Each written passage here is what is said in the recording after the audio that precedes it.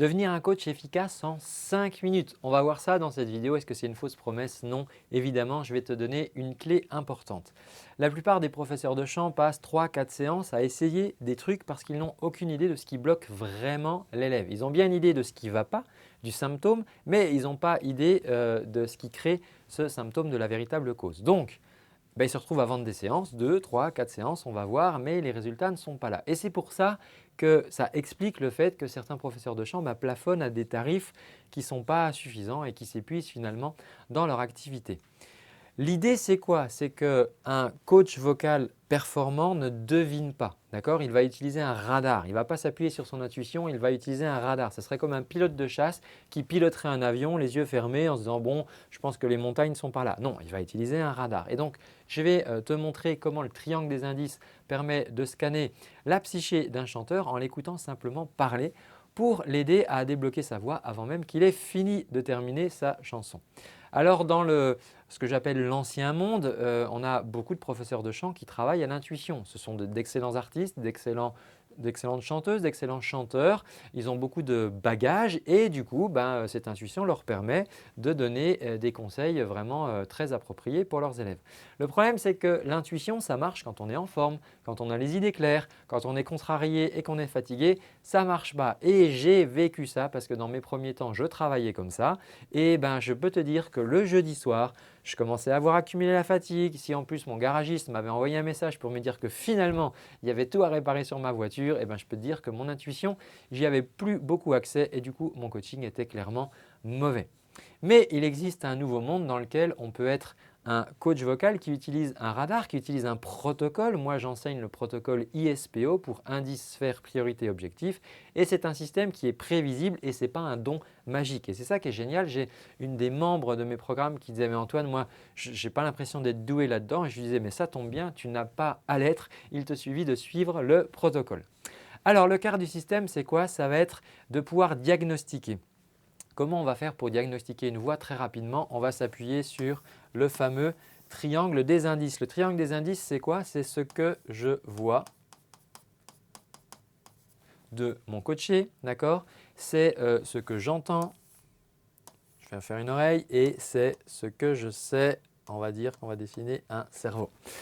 Ok, ça veut dire quoi? Ça veut dire que je vois évidemment la personne opérée devant moi, je vois bien s'il y a des tensions, je vois bien si elle se crispe, j'entends bien ce qu'elle fait au niveau de sa voix, mais ce qui va nous intéresser là, c'est le petit axe, c'est la psyché, ce que je sais sur mon coaché.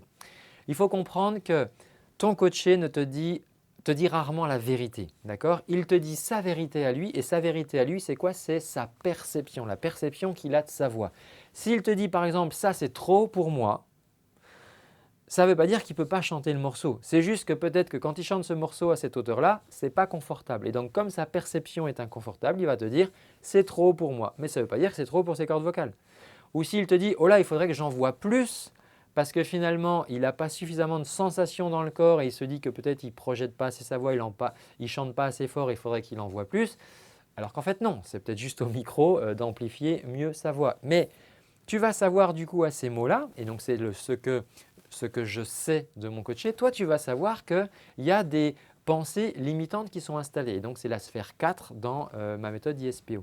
Et ça va faire quoi? Ça va faire que si la personne pense que c'est trop pour elle, à ton avis, ça va se répercuter sur sa physiologie et son corps va se crisper, il va se tétaniser et la personne, oui, elle a peur, c'est trop pour moi, donc je ne vais pas y arriver. Alors que si elle a toute confiance de le faire, évidemment qu'elle va y arriver. C'est comme j'explique, une personne n'aura pas le syndrome de l'imposteur en faisant ses lacets parce qu'elle a toute certitude qu'elle va y arriver. D'ailleurs, elle ne se pose même pas la question de savoir si elle va y arriver. Alors que quand tu fais de l'équitation et que tu fais peut-être du saut d'obstacle, il y a peut-être un moment une nouvelle barre un peu plus haute et tu dis « je ne sais pas si je vais y arriver ». Et donc, il y a donc un doute qui s'installe. Et ce doute, il va s'installer dans la psyché. C'est pour ça que le coach vocal efficace ne va pas travailler à l'intuition, il va utiliser un protocole, il va utiliser le triangle des indices et il va se concentrer sur ce que je sais de mon coaché. En écoutant ces mots, en écoutant la manière dont la personne va parler de sa voix, tu vas pouvoir identifier le nœud. Et le nœud, ce n'est pas en tirant dessus qu'on va arriver à le dénouer. Non, c'est en détendant le fil qu'on va pouvoir dénouer le nœud. Ça va être la même chose, tu vas jouer avec la psyché de ton coaché. Tu ne vas pas du coup coacher la chanson, tu vas coacher le bug finalement dans son logiciel. Et c'est en en décoinçant ce nœud, en déverrouillant ce domino que tu vas pouvoir faire tomber tous les autres dominos. Alors, je vais te donner un exemple. Je vois par exemple un cou qui est tendu. Ok, je vois ça. J'entends un suraccolement et la personne qui appuie très fort sur ses cordes vocales, donc sphère 2, la sphère des cordes vocales. Et j'ai mon élève qui dit « non mais moi de toute façon je n'ai pas d'aigu ». Ok, ça c'est la pensée limitante, je n'ai pas d'aigu. Qu'est-ce qu'il fait du coup? Il va se retrouver à forcer sur sa voix pour essayer de passer ses aigus dont il pense qu'il n'y a pas accès. Ma priorité du coup, ça ne sera pas forcément de lui apprendre à chanter plus haut. Ma priorité, ça va être de le libérer de cette pensée limitante et de pouvoir libérer au passage son larynx.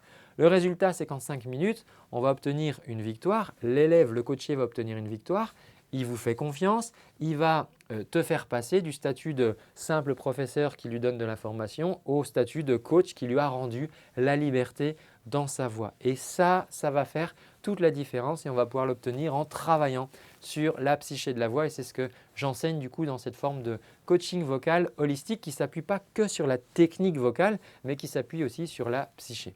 Alors si toi aussi tu as envie de devenir un coach vocal holistique, si tu as envie d'appréhender ces techniques, un coach qui propose des transformations garanties et des résultats rapides à ses coachés, eh bien j'ai des solutions pour toi. On a des programmes d'accompagnement sur mesure et je te laisse découvrir tout cela dans la vidéo qui s'affiche ici.